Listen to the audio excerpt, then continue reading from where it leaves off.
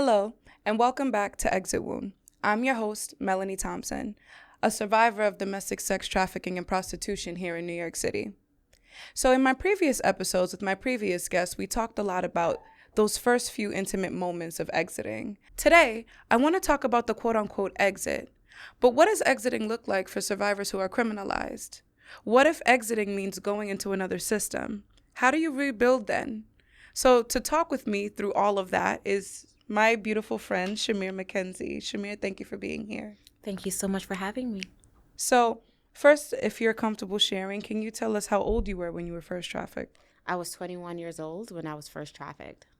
So before we get into the nitty gritty, because I know this is probably going to be very heavy, I want you to tell me and the rest of the world who you were as a person before your trafficking experience.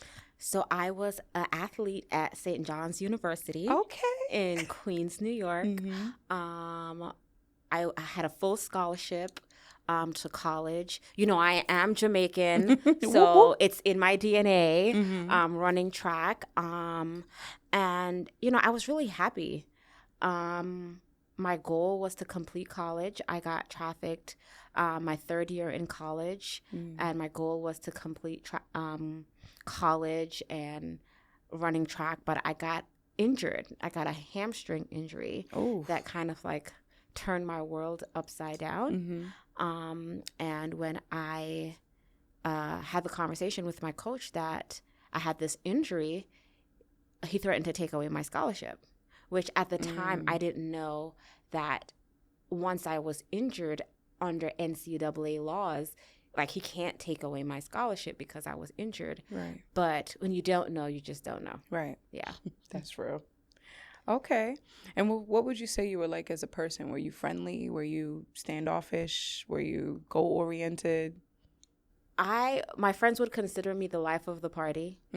I had a lot of friends in college. You know, the reason I always love to ask folks who they were before, or who they would say they were before, is because when we talk about trafficking as a whole, when we talk about jail and imprisonment and incarceration, and we think about these things oftentimes as you know, everybody will hear later in the episode, there's usually this stigma attached, right? And there's this label that just continues to follow you, and oftentimes we forget who we were before all of that.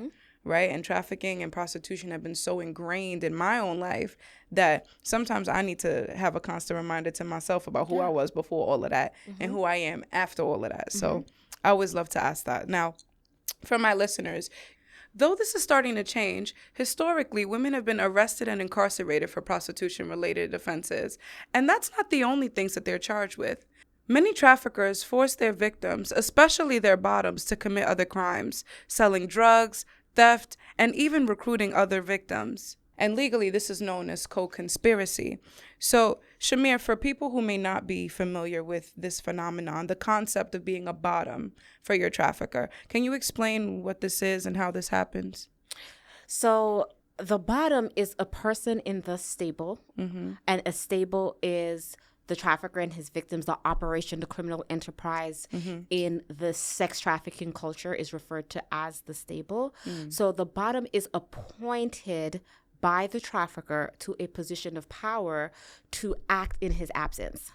Okay. Right. And it's an appointment. Someone don't raise their hand and say, hey, pick me. I want to be the bottom. It doesn't work like that. Right. And I often compare that because people have a hard time understanding the complexity of trafficking and the dynamics of how the operation is established and how various traffickers, the operation looks different depending on the type of trafficker. So I like to draw a comparison to colonial slavery.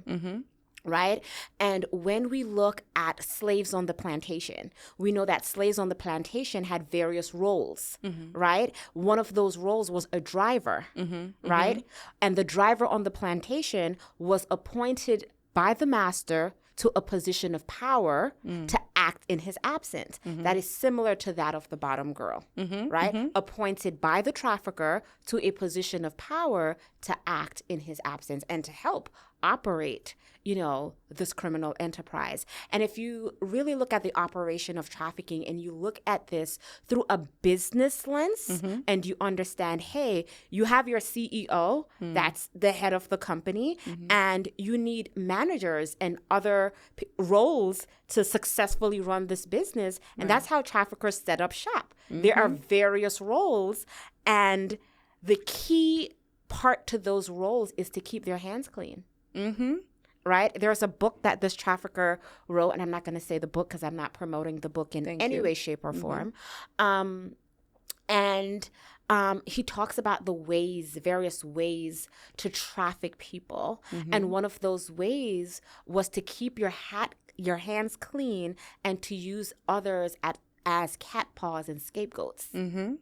With the bottom, that person is in place so that the trafficker's hands are clean. Okay. When law enforcement comes in, law enforcement will say, well, she booked the hotel room. She drove. She collected the money. She recruited. Exactly. She told the others what to do, right? However, under whose instruction? Right. And what would be the consequences? I was going to say, and at what cost? Yep. What would be the consequences if this person did not carry out these orders? So when we think of trafficking and we think of victims, people think, you know what? Victims must engage in commercial sex. But engaging in commercial sex is not the only order of business, right? There are other orders of business that a trafficker established. And again, it depends on that operation, right? That order of business may look different to a sneaker pimp than that of the Japanese mafia. Right? Absolutely. So when you look at your different types of pimps or traffickers, depending on who they are, right? You have your Romeo pimp or your booster pimp or your sneaker pimp or the mafia or MS-13 or the Bloods and Crips. It's going to look different, right? But there's still that person who's appointed. You said so many interesting things there. I feel like I could talk to you all day about this. And what I want listeners and people watching this to know, for those who know nothing about this movement, is that the person, the survivor, the victim, whatever term you want to use, that's in that bottom position, usually has consequences if they don't carry out what the trafficker is telling them to do. And I want to be very clear that these consequences are usually pretty vile, could lead in physical beatings, depriving you of food, things like that. I like to put that caveat right there to say, when you think of the consequence, think torture. Think torture. And whatever comes to mind when you think torture is what's happening, right? Because you did not carry through with these orders, so now the operation fails, right? And not only is this operation failing, but now you're pointing things back to me as the trafficker, and I have to keep my hands clean. Right. Absolutely. And, so you have on one hand, and this is something that I think is interesting to note just for the what's the word I'm looking for? The academics and the psychologists and all of that out there, right? On one hand, you have the trafficker that is putting all these consequences out there, and as somebody who's and I don't mean just you, I mean survivors everywhere. We know as people that are in those positions that are being directed and ordered and all of this, we know the consequences for ourselves and how we were trafficked by this person. But now we have these additional duties, for lack of a better term, that if we don't carry that out, that's just an added consequence to what we were already facing. So on one hand, you have consequences, but then on the other hand, you have traffickers that will try to subvert the mindset of you to make it seem like you have the power. Interestingly, you said a little while ago, traffickers want to keep their hands clean, and so that they can say, she did this, she did that, she did that. But behind closed doors in the stable, for example, what the trafficker's trying to tell you, right, after you carry out the orders of the things that they demand you do, you could come back and present all the things that they asked for. And now it's like, you did a good job. good girl, this, that, and the third. And you have this like positive reassurance and reinforcement. Language is important. Language is important because it defines how we frame an issue. And to someone who's not knowledgeable on a particular topic, language is important. Now let's talk about just the term bottom in of itself, right?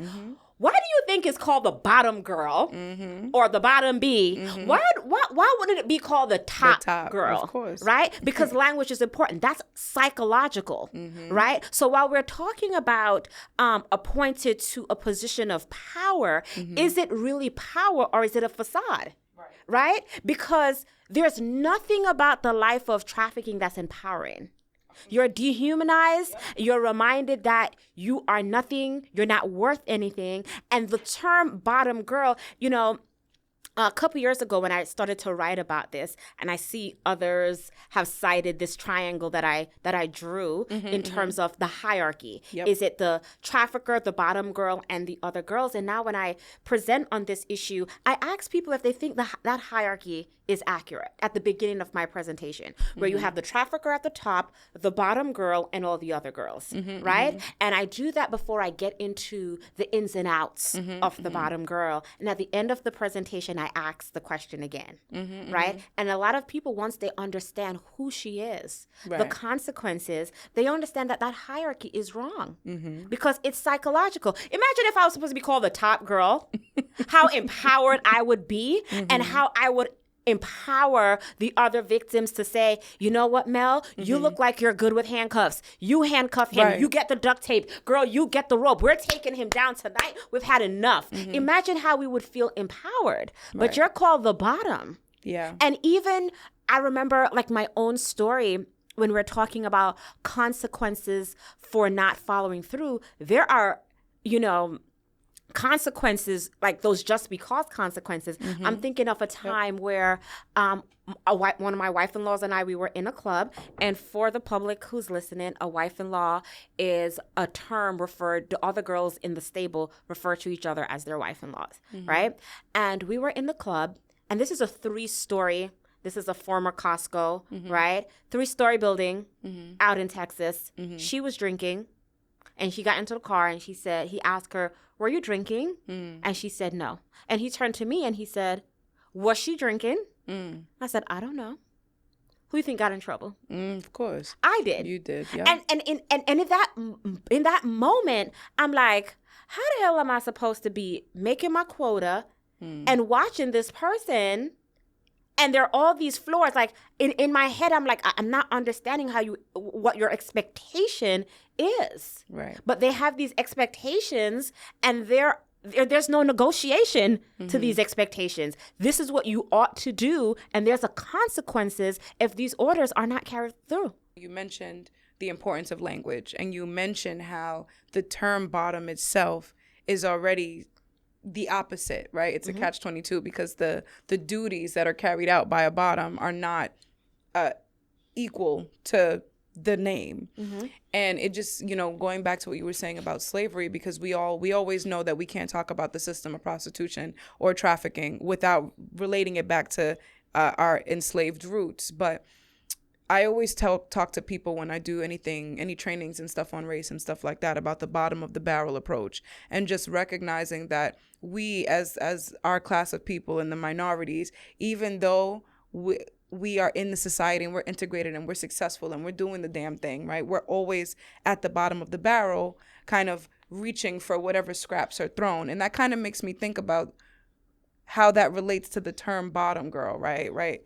When we're talking about the bottom, and where the trafficker is making her carry out all these duties as if she's on top, yet we'll never give her that label to get there, right? The same with us as Black women. We will never get to the point that we're trying to reach. No matter how much we reach and overachieve, we still get a certain type of label, right? With the bottom girl, she reaches, she does her quota, she got to watch the other person in her stable, she got to do this, that, and the third, and she will never be in this top spot, right? So it's really interesting to see the dichotomy in that, and recognizing that traffickers, like I said in previous episodes, traffickers are not dummies.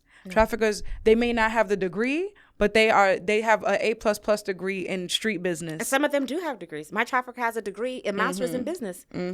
They know what they're doing. So in all of that, in my own opinion, I feel like we work in this anti-trafficking movement. We do. And then, on a larger scale, globally, there's an anti-trafficking movement. Nationally, there's a trafficking movement. And here in New York, there's a movement. And I feel like one of the things that's left out of conversation in this movement at large is these conversations around co-conspirator charges and the survivors who get charged with these crimes associated with their trafficker. We talk about the harms, we talk about the trauma, we talk about all of these things. But we're not talking enough about the survivors who don't get the clean rescue or the clean exit. Why do you think that is? Why do you think that this is being left out of the conversations? I think when people see trafficking, and I'm talking about those who are in this movement, I'm talking about our legislators, law enforcement, grassroots organizations. I think we're so embedded into this work that we forget about the complexity of trafficking, right? And we're so focused on the black and white of trafficking that we forget that this is not black and white at all, right? So people who either come into this work, they come and people come into from different avenues, right? There are those who come in with the cape and they have to rescue somebody, right? There are people who come from a place with a good heart, and they're like, I hear this and I want to do something, but they don't get the necessary training to understand the complexity. So they have this one view of what they think trafficking is, and they don't do the research to understand this thing is massive. Yep. And we have to dig deeper. And if we truly believe that this is complex, we have to be talking about, right, racism and all the other isms, and address how victims continue to be criminalized. Absolutely. What's interesting is that when we look at the federal definition of trafficking, even when we look at state laws and things like that as it pertains to trafficking, it's interesting because we always remember the force, fraud, and coercion part. We remember the transporting across state lines part. We know all of that, but we always forget that sex trafficking includes the abuse of power and vulnerability by people in positions of power and authority. And I think that is what's missing from this conversation. We can talk about the physical, I kidnapped you, I did this, I moved you here, I took you there.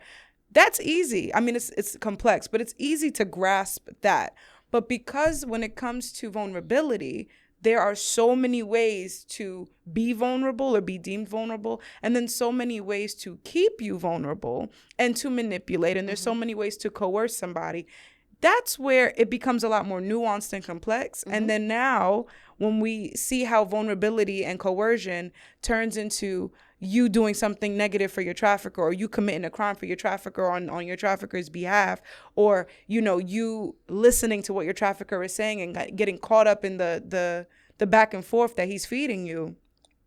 I think personally, the movement has not gotten to a place yet where we could grasp that nuance. Does that make sense? Yes. It's hard. It's hard because on one hand, on the surface, we know these are crimes. We know this is wrong. But behind closed doors, there's all the other things. Depths. There's the depths. And if you're not somebody who's lived in that, you can't fathom it. Right. It takes a lot of time of training and research and education to even grasp the bottom approach on the hierarchy, let alone subverting the mind, the lies, the mind games, the threats, the intimidation. Let's stop and talk about the years. Let's look at trafficking back in the early 2000s and how when our law enforcement did not understand the trauma.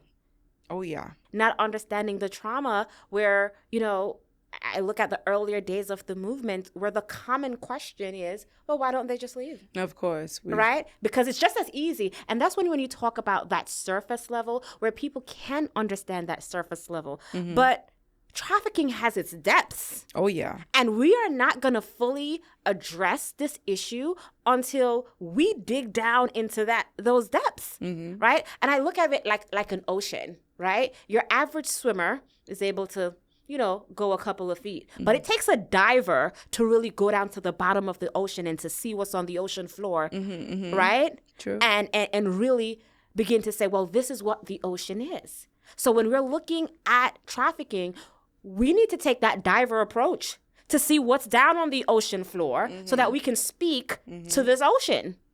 Going back to the question of why are we not talking enough about folks who exit in this way? One, it's a lot easier to believe or to grasp the clean exit, as I call it, right? The ones where the cops came in and returned you back to mom. The ones where, you know, I don't know, your trafficker died and you got out. The ones like all of that. But when it comes to incarceration, when it comes to being criminalized, when it comes to things that are nuanced, such as committing crimes for your trafficker when you're one that's exploited, I think that's not black and white. That lives in the gray area. And I think that continues to happen because people don't really understand human development. They don't understand brain development. That's why we can look at a 16-year-old and say, they're grown, they know better. Right? Because people don't really understand. Your brain doesn't fully develop until you're 24, 25. People don't understand vulnerability. Right. I feel like people think that once you become an adult, vulnerabilities disappear.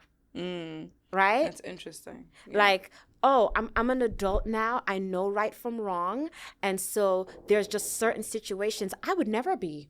Oh, yeah, it's always the I wouldn't. And so, and even when, if we were to be real with ourselves and have some real conversations, and I'm talking about individuals who haven't been trafficked, right? And you go back and you rewind the tape of your life and you would say, you know, if I would ever be in that situation, or you said, no, I would never be in such a situation.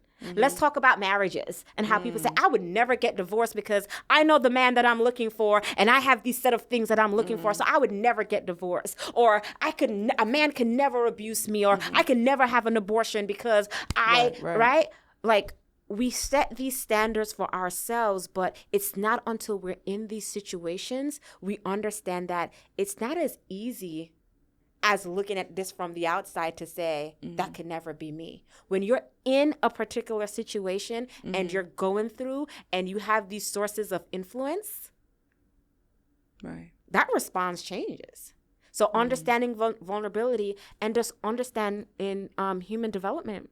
The other part of it is that psychological piece, how trauma impacts the brain. Like, I always joke around and I say to people, you know, when trauma impacts your brain, you don't get to decide, hey, trauma, I want you to impact me in a way where you can keep me up at night, but like, control my mouth, right? Like, there's some stuff that comes out of my mouth, right? Because that's how trauma manifests itself. And you don't get to decide or dictate what that looks like. The brain responds how the brain responds. Yeah. Right? And so trauma for you may look different for trauma for me. Yeah. And that's another nuance that we have in the movement, where that understanding the impact of trauma on the brain is so vital. Yeah. Where when we're looking at these cases, we're looking at trafficking situations, we're not understanding, how could this person make that decision?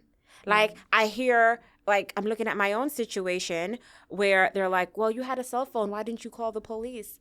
Well, I'm not going to call the police if I've been impacted in these other ways. My brain is not going to process that information. As an outsider looking in, where you haven't had the physical and psychological abuse, right? It's easy for you to say, well, if I had a cell phone, I would call the police. Right? But when there's that impact of the physical and psychological abuse, that is not how your brain is going to think. And especially a lot of this boils down to survival. And even though many trafficking victims lose hope along the path of being trafficked, there is still the part of the brain where survival kicks in. I want to bring it back now to talking about survivors who become criminalized when they exit and what that looks like for them. How does our current legal system respond to these kind of charges, to co-conspirator charges, to anything related to crimes that you were forced to commit by a trafficker?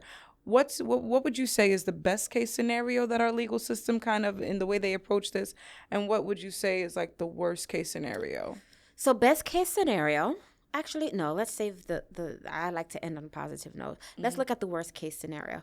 Worst case scenario is where we see victims are charged alongside their traffickers as co-conspirators. Right. And that's simply because of how traffickers set up their criminal enterprise, right? And so from a prosecutor looking in, they're like, the definition of trafficking is the harbor and recruitment, right? And the minute they see a victim, and most of the time, it's that recruitment that puts that victim in the definition of a trafficker. You recruited, right? So now you're being looked at as a trafficker because that's what the definition says. Not understanding that another one of the orders given to me by my trafficker is to recruit, right? So now you have a prosecutor who's faced with this issue of, are you a victim or are you a trafficker because you recruited? Right. And again, it takes for you to dig deeper, right? And, you know, I'm a part of this council with Rebecca Bender,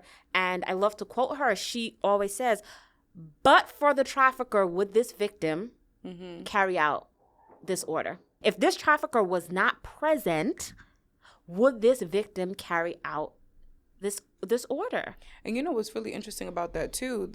In our legal system, the folks who, the DAs, the whatever have you, the prosecutors that are usually looking at these cases, when they're faced with that scenario of, do we call her a victim? Do we call her a trafficker? These are the same people that are working on multiple cases at once, usually not given the appropriate dedicated amount of time to said case, want to get a conviction as soon as possible.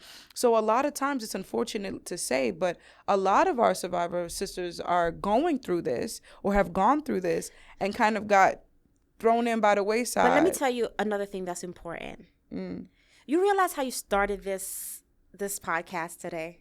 You started by asking me nothing about trafficking, about what my life was like prior to trafficking. Right. And I think when we're doing investigations,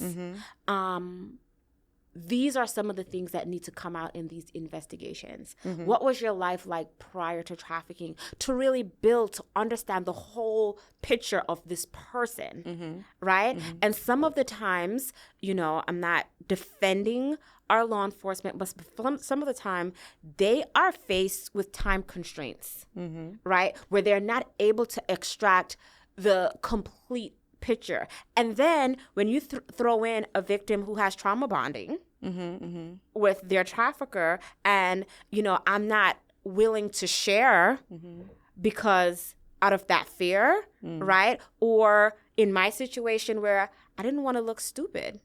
They're like, well, you're 21. You were in college, right? You were a third-year student in college, right? Now I'm putting on because I don't want to look stupid. I want to sound like, hey, I was in college, right? Because, again, those lens through which people are looking. Even now in my presentations, I have a slide where I have bottom girl or female pimp, and really breaking down, what does that look like? What does a female pimp or female trafficker look like? And what does the bottom girl look like? What's their role? And it looks very different. But when you're seeing a victim and you're labeling that person as a trafficker, you're totally ignoring their psychological and physical abuse. Like that to me, in my opinion, at least, that goes out the window. And those are things that should be considered. A good scenario is when the system, our legal system, sees someone and understand the depths of trafficking and understand that although you committed these crimes, we still see you as a victim. And I've heard from a prosecutor, right, where their victim committed murder and they weren't charging for murder, because they saw this person as a victim. They look at the whole person. They look at the whole situation, not just extracting this piece, oh, you recruited, and ignoring all the other factors. They look at all the factors and say, yes, you committed this murder, but why? Was it under duress? What would have been the consequences if you did not carry this out? I just feel like we got to keep educating people beyond the surface. We're seeing this lack of resources in general for survivors at large, but even more so a lack of resources for folks who are on probation for a co-conspirator charge, a trafficking charge, or whatever kind of charge. What do you think? Why do you think this is happening, and what do you think we can try to do about it? Is there any way we can combat that? Can we create resources for those? So resources go back to the conversation we've been having, right? Surface level understanding. So if I have a surface level understanding of trafficking, that is how I'm going to respond.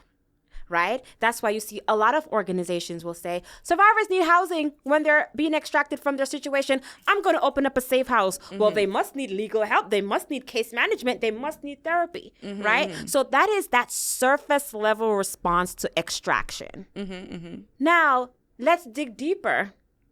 Right? And that's that surface level response to the perfect victim. Right? What's the perfect victim? And the perfect victim is, there's, when you look at the story, when you look at the complete story, it is clear that this person was taken advantage by someone else, right? There is no role that this victim played. This victim didn't recruit, right? This victim was kidnapped from somewhere. This victim did not. And even when people say, well, they went with the trafficker, but under what stance? Like, I went with you under the terms and conditions that I was going to get a job. I didn't go with you under the terms or conditions that I was going to be trafficked. Right? So, and that's what, to me, I think constitutes that perfect victim of where, the slate is just clean. There's nothing that this person did. Oh, they were kidnapped and there were no way for them to get out. They didn't have a cell phone to call, right? Thing. That poor thing. And it's like, that is not the practical story of trafficking. Do we have stories like that? Absolutely. Right? We're not saying that it doesn't exist. Right. But when we're looking at this issue in the aggregate, what does the average case look like? Especially in the States. Right? In the United States, right? And then when we're also talking about trafficking, we got to understand the types of trafficking. Is it familial? Is it gang? Is it rural? Is it in a metropolitan city? Like New York. Right?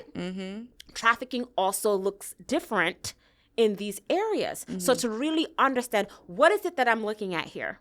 Right. So for a familial trafficking victim may not look like a pimp-controlled victim.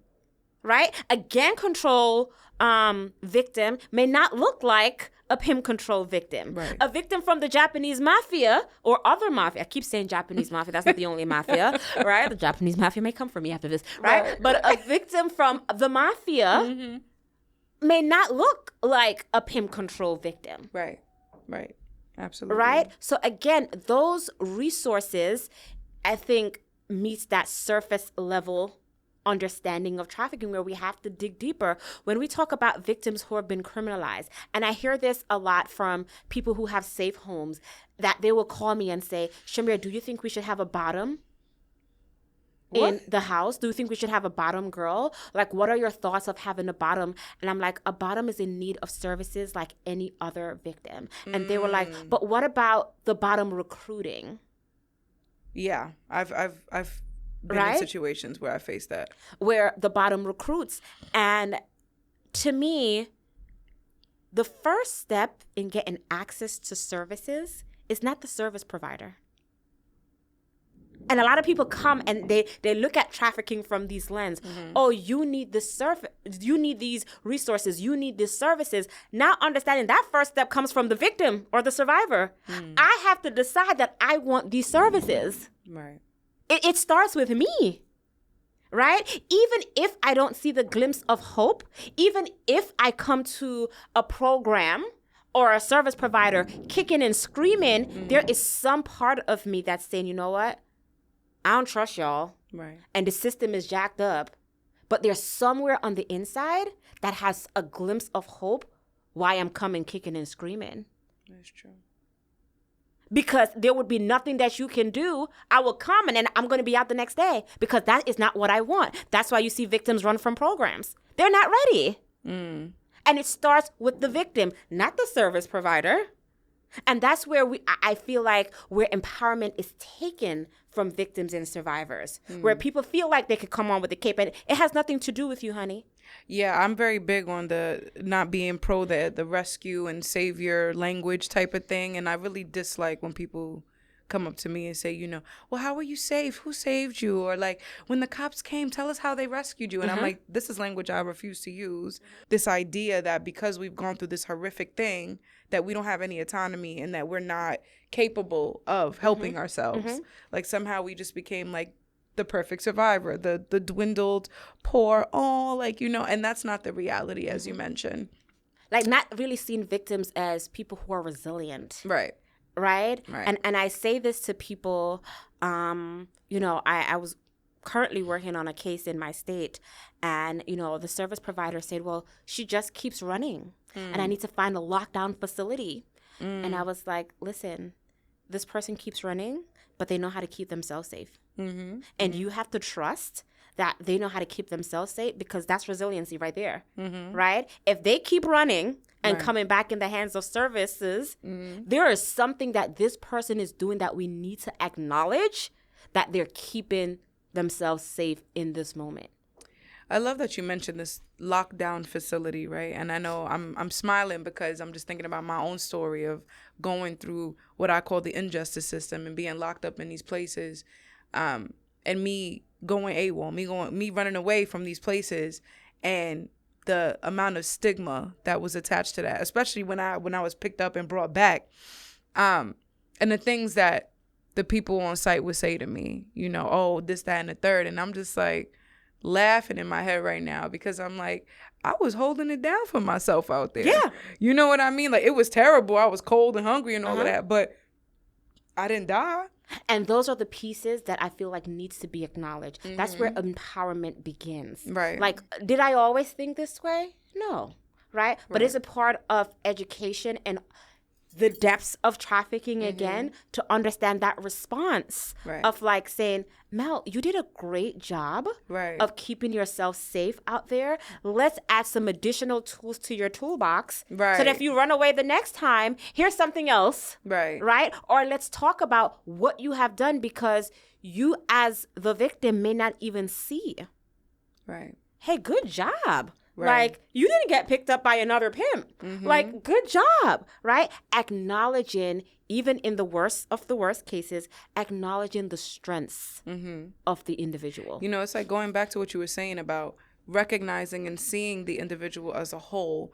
In my experiences, and in the experiences that you just mentioned, I kept running from lockdown facilities and being picked up and brought back. But instead of them saying, good job, you kept yourself alive, or good job, you came back to where you knew there was some, you know, safe shelter or whatever, it was always ridicule. Oh, she kept leaving, that, like, a lot of that, right? And people don't recognize how that contributes to the repeated behavior of running away. But in addition to that, we see how that compares to the survivor who's on lockdown and what we do, or the survivor on probation or the survivor on parole, and these individuals with these co-conspirator charges. And we as a society, just like in my story, we ridicule and look at the label and we be like, oh, I could deal with those survivors, but that one was recruiting girls. I don't know about that one. And you know what? And there's a difference. That's another piece where I draw that comparison on slavery. And in my presentations, I said, hey, guys, let's go back to 1865, right? When we say slavery was abolished, would we have segregated and said, you know what? The house slaves, y'all had some privileges, so y'all are not free. But those field slaves, they were out in the sun, right? And they had to work a little harder, right? So you guys are free. But the house slaves, y'all had privileges, right? Which are some of the language that we hear for different types of victims, particularly your bottoms. Oh, you had privileges, right? But are those really privileges? When you look, when a field slave would say, well, the house slave had the privilege of being in the house and not toiling in the sun. Right? But that privilege comes with rape, with an additional layer of abuse, where I would have wished I was out in the sun instead of being in the house closer to the master. Right. Right. Right? And I feel like that's when we begin to separate out victims, not understanding a victim is a victim is a victim. This is why I wanted to have this episode in particular. I wanted to talk about how to clean your slate as a survivor when your slate isn't legally clean, right? That's what I'm calling this. And the reason I wanted to do that was exactly for this reason. This idea that we separate survivors. I call it the oppression Olympics, right? Who's the most oppressed in this survivor system, right? I won't get into like the ins and outs of our survivor, leader sisterhood, but just in general, the way that I see allies and other advocates looking at us, it's like they go on a mic, they say, we support anti-trafficking, we support and stand side by side with survivors, but only if they can speak well, they never been to jail for doing something that bad, and they needed rescuing, right? But we look at the other survivors who maybe only know Ebonics, may not be educated, may be illiterate, have a criminal charge attached to their trafficking that includes maybe harming somebody else, maybe stealing, maybe doing something that others would view as barbaric. And now all of a sudden, those criminalized survivors are not in need of the same support and services as the perfect one, right? Those same field ones, them people that was enslaved on the field, don't deserve the same things as the people that were enslaved in the house, right? So it's just, it's baffling, but it's not unbeknownst to us, to people in this community. The survivors who have been criminalized and have been dealing with that, going back to my question, there's so many roadblocks that I talk about in another episode that all survivors face compared to society. So the way I'm seeing it in my brain, if I had to draw my little diagram, we have survivors versus society. And I don't mean that in a fighting way. I mean, like, we got the way society operates here. We got the lack of services and support for survivors over here. But then you have society versus survivors who were criminalized for other charges related to their trafficking experience. And that there's an added layer stripped off when it comes to lack of resources for this particular group, because this group of survivors, they're okay, they're nice, they're family people, they went to school, they say please and thank you. And these ones are raised on survival, if not raised on survival, had to learn to adapt to gain those additional survival skills being in the criminal system, and then coming out, and now they're on probation and parole. Now I want to talk about some of these barriers for them, right? They can't get jobs. If they do get jobs, they're not great jobs. If they have felony charges, forget about it. And if you have a felony charge that deals with endangering or harming a minor, forget about it, right? That already eliminates half of the jobs that you can even try to apply for. Some people are forced to register as sex offenders on the sex offender registry. That follows you wherever you go. And then even if they didn't have to do those things, which are more on the extreme side, even just being on probation is a stigma. Even just being on house arrest is a stigma, right? Not being able to travel from neighborhood to neighborhood. I feel like our legal system doesn't understand the additional layer of trauma that is added when they don't see a victim as a victim and see this victim as an offender. Right. Because I remember from my own experience, right, and my opinion of the legal system, right, and I'm like, well, when the feds come in, the feds know the truth, and if they're doing this investigation, they're going to see that I was telling them the truth, right? So of course they're going to see that I have nothing to do with this guy, and the truth is going to come out. Right. Not understanding, sweetheart, yes, that truth comes out, but they're still going to see you as an offender for the things that you were forced to do. And I remember questioning and say, how can they not see me for what happened to me? Right. Right? How can they? And I feel like that was somewhat stripped, like it was ignored, that I had these horrible things that happened to me. And they're like, we understand. And I remember the prosecutor in my case saying, like, we understand that you're a victim, but you must be held accountable for the crimes you commit. Right? And I was like, crimes that I was forced to commit. Which means that they really didn't actually understand that you were a victim, like they said. And this is just my heart, Mel, where I look at other survivors who are charged with trafficking. Like, I wasn't charged with trafficking. My charge was conspiracy to the Mann Act. And when I look at, I'm very big on policy, and I look at, what we can have in place, and we're looking at vacatur laws. Like, almost every state has some type of a vacatur law. Is it good? That's a whole other conversation, right? But when we look at, since 2016, legislation was introduced on a federal level, vacatur, that went nowhere. It was reintroduced again last week on a federal level. Whereas a federal level, where we said the United States is the leader, right, in addressing this issue, and we grade other countries, right, and we tell other countries not to criminalize victims, but we still do that in America. Right? And on a federal level, there is no remedy.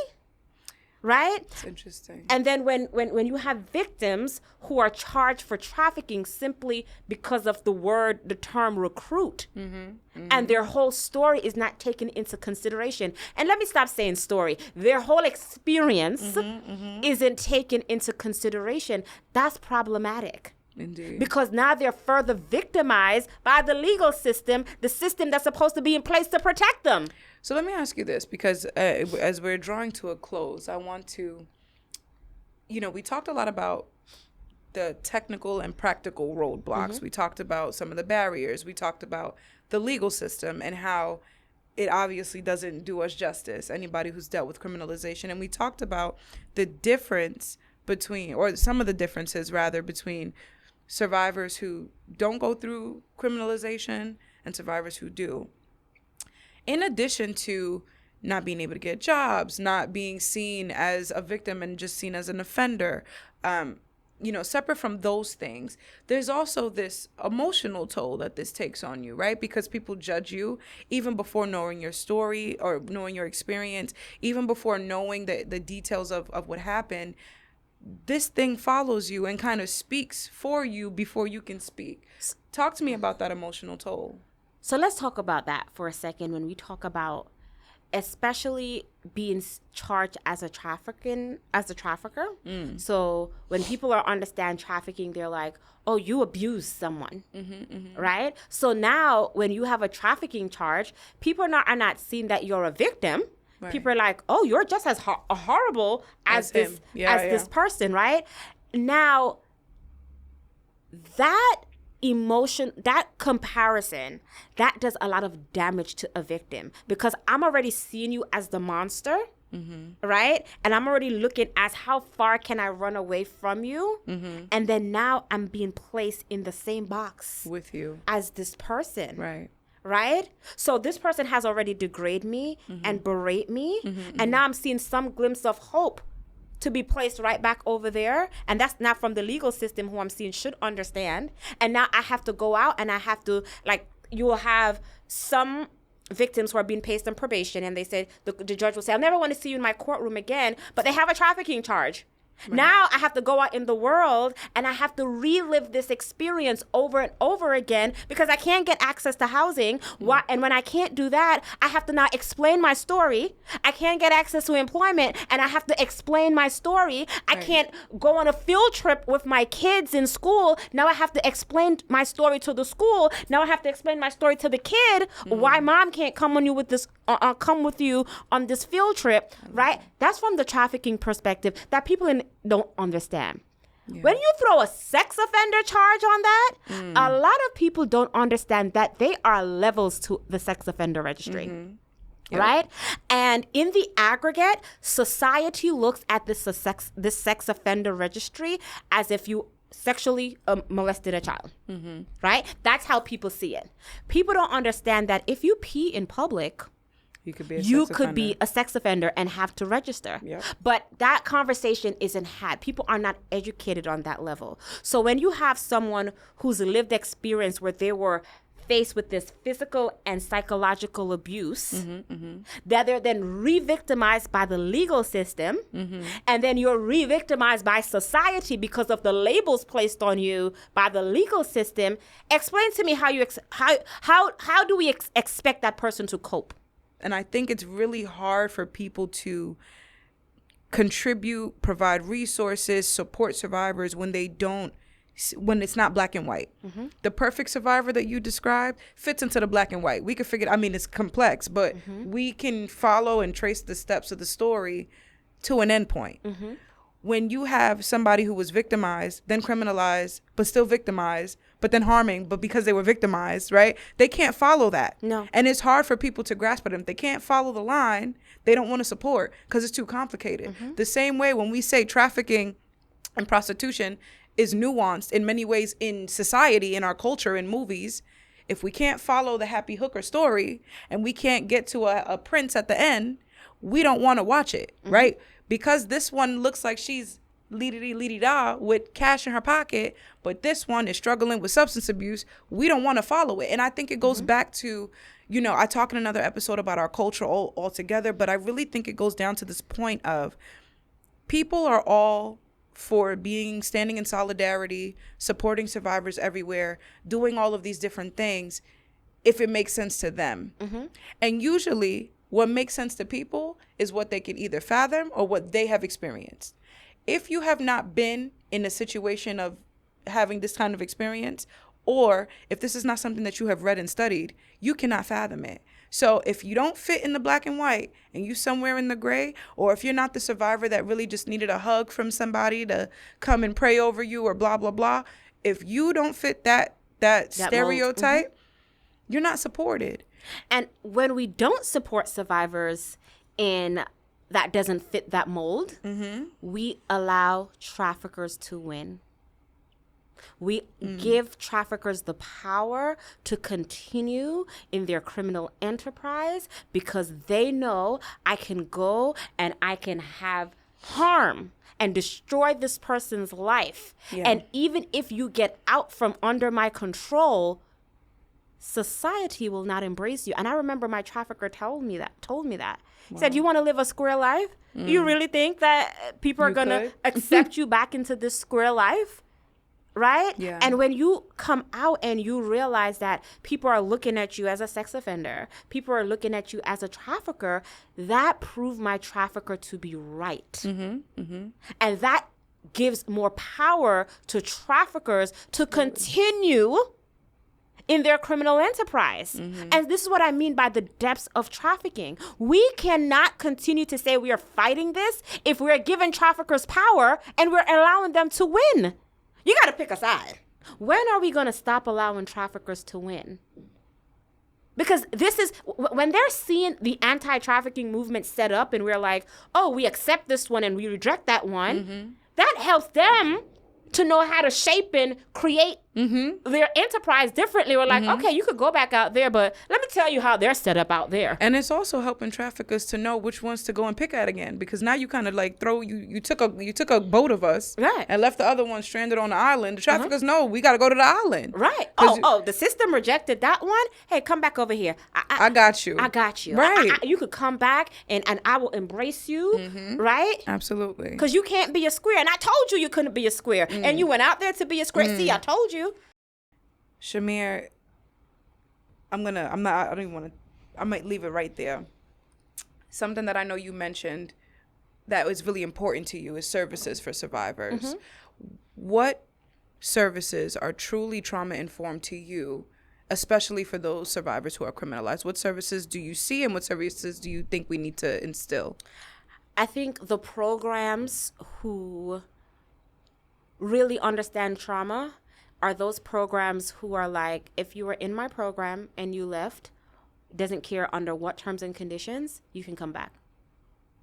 I feel like those are the programs who truly understand, because they understand how trauma manifests and how at a certain point in your healing, you may be in my program and it's not working. And you may need to go back out in the streets. And that second time is when the program is going to click. It's going to make sense. And so if we are really saying that we're trauma-informed, and if we're really saying that we're victim-centered, that's what that means. That doesn't mean like, hey, I'm going to help you. Right. But if you mess up this help, I'm done. Right. Oh, and I've been in quite a couple of programs Right? that did that to me. If you mess up this, help that I'm done. Those are the programs that I see successful. That I don't want to even say that they're a low barrier, but they're like, listen, I don't care whatever you do, you can come back. And I remember when I used to be a service provider, and I'm thinking about one particular client. We were a short-term program, and even though we kept having her placed in long-term programming, she said, you said I could always come back, and I like it here. So she would go to her placement and mess it up just to come back. Yeah. Right? And when I sat down and I said, why do you keep messing up your placement? And she said to me, they don't respond the way you do. That's real. They don't respond the way you do. Right? Because there's a certain... And when I speak to service providers, I really say you have to allow survivors to mess up in their safe space, right? You're telling me you want this person to grow and become independent of services, but you have to allow us to mess up. If this is my safe space, you have to allow me to mess up, right? So I can get the tools to respond to my mess up. Got you. Another one that I think we should be considering is just understanding the different stages of healing for survivors. Understanding even cultural humility, right? I love it. Even understanding, like, I'm Jamaican, I'm loud. I remember, I was in a law enforcement training recently, and one officer says, the victim would just be laughing. Like, and I'm like, oh, that was me. Like, you were asking me questions, I'm like, but inside I'm dying. But the laughter is a survival tactic. Because I don't want to cry in front of you because then I'm deemed weak, right? So to continue to appear strong, I'm laughing at you in such a serious situation. I'm like, oh, that was, right? And I'm laughing, but that laugh isn't a genuine laugh. It's a defense mechanism. Right? It's not genuine, right? And so, like, really understanding, again, digging beneath the surface, those cultural lenses, right? Understanding, you know what? A Asian victim may not respond the same as a Caribbean victim. Yep. Right? Our upbringing has a lot to deal with it. And that open door policy. Is there anything that you want to say to survivors that might be listening to this that have gone through criminalization or are at risk for being criminalized? I would say to survivors who are at risk for being criminalized or have been criminalized is that, and this is what I've said to myself, society may put labels on you, but you define who you are. I love it. So don't allow the labels of society to define you. I love it. So as we're wrapping up now, I started this episode asking you who you were before all of that.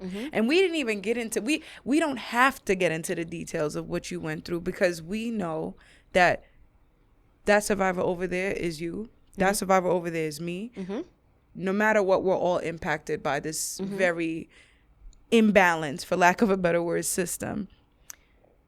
So I started asking you who you were. Now I want to ask you to tell me one way that you use creativity as a form of resistance. We do this work so much. Us living after our lived experience is already enough of a job. But then to be in positions where we advocate and stand alongside survivors, especially survivors who have gone through this criminal system, it's a lot of work. And sometimes we forget to just celebrate ourselves or just to laugh. So tell me one thing that you do that brings you joy, makes you happy, that's completely unrelated.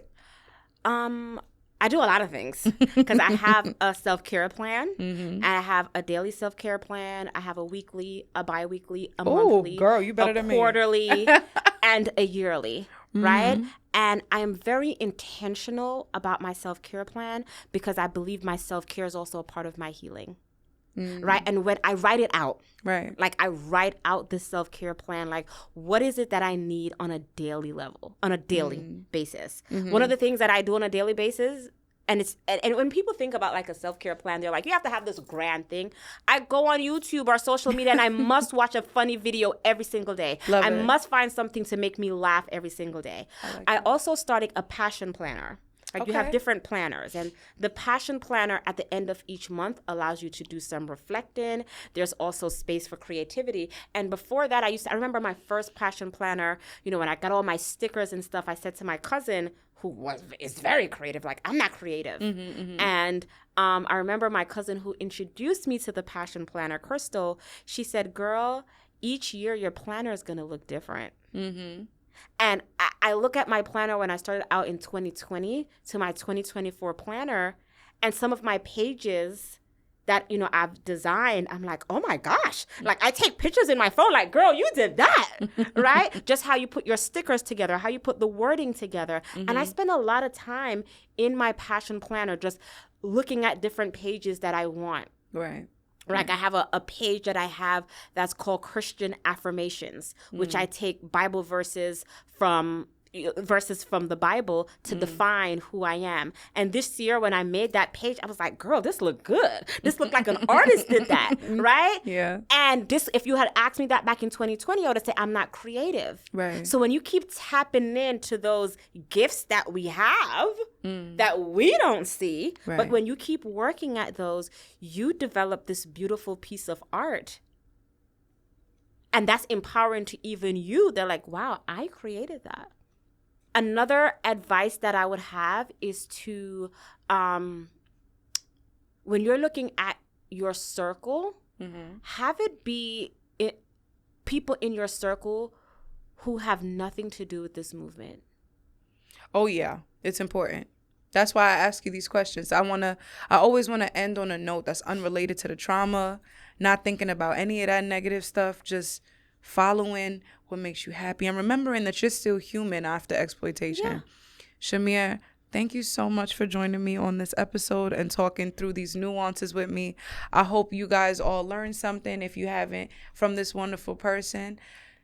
And until next time, join me next week as I bring in two wonderful survivor leaders that are going to be talking with me about progress in this journey of exploitation. See you then.